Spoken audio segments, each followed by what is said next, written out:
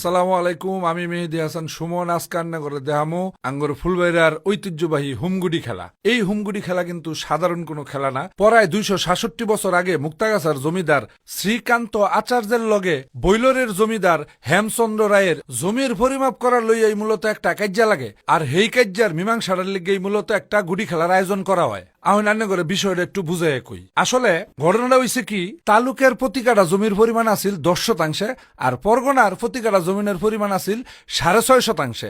যেহেতু এই জমিগুলো আছেন একই জমিদারের অধীনে, তাইলে এনু দুইটা নীতিকের লিগে কাম করব। এই কারণেই একটা বিরাট আন্দোলন সৃষ্টি হয়ে গেছিল।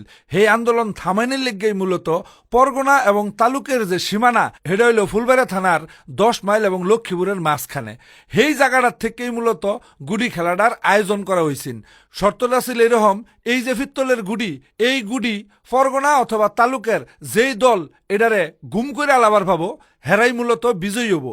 আর যারা বিজয়ী হবো তাগর জমির মাপ হবো তালুকের হিসাবে, আর যারা ঠক্কা যাব হেগর জমির মাপ হবো পরগনা হিসাবে। প্রথম যে গুড়ি খেলাটা হয়েছিল, সেই গুড়ি খেলাটার মধ্যে কিন্তু জয়লাভ করছেন মুক্তাগাছার জমিদারের প্রজারা।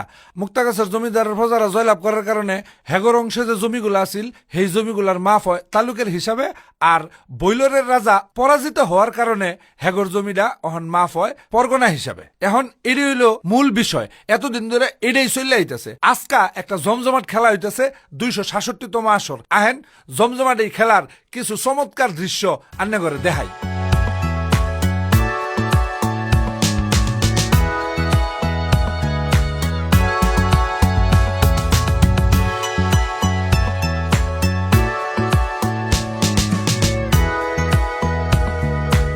যেহেতু 40 কেজি ওজনের এই বলটা গুম করে আলার লাগবো, মানে আঙ্গর বাসায় ফলায় আলার লাগবো, এটা তো এত সহজ না। হাজার হাজার লাখ লাখ প্রজা অর্থাৎ লাখ লাখ মানুষের মাঝখান থেকে এই গুড়িটারে ফলায় আলানি চারটিখানি কথা না। প্রচুর শক্তির দরকার, বুদ্ধির দরকার, আর অনেক অনেক লোক দরকার। আর সেই অনেক অনেক লোক মিললাই কিন্তু এই গুড়িটারে ফলাবো। হে শুনে কি হইছিন হে আলাপ বাদ দেই। ওহন বর্তমানে যেটা হয় এটা হইল এই এলাকার আশেপাশে উত্তর দক্ষিণ পূর্ব পশ্চিম সব অঞ্চলের লোকজন মিললাই কিন্তু এখন এই গুড়ি খেলাটা খেলে। আসলে এখন এই গুড়ি খেলাটা মূলত হয়ে গেছে যার যার এলাকার শক্তি প্রদর্শনের খেলা। কোন এলাকার মানুষ বেশি শক্তিশালী এটাই কিন্তু মূলত অহনা এই এলাকার প্রতিষ্ঠিত হয়। এই খেলাটার বিশেষ কোনো নিয়ম নাই। গুড়িটা 4.5 সময় ছাইড়া দেওয়া হয়।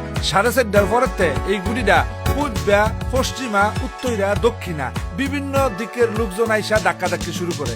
ধাক্কাধাক্কির এক পর্যায়ে যারা এই গুড়িটারে গুম করে আলতে পারে অর্থাৎ পলাবার পারে আর কি, হেরাই মূলত এই গুড়ি খেলাটা জিততে যায়। আর জিততে যাওয়ার পরে হে এলাকারাই মূলত শক্তিশালী হিসেবে আমাদের এই সমাজে প্রতিষ্ঠিত হয় আর কি।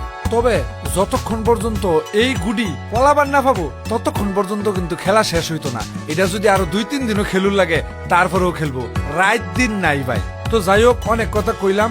আন্নেগর যদি ভালো লাগে এই গুড়ি খেলাটা মাইন্ড ছেড়ে দেওয়ার সুযোগ করে দিন, যে অনেক অনেক শেয়ার করুন, যে ভালো থাকুন যে সবাই। আসসালামু আলাইকুম।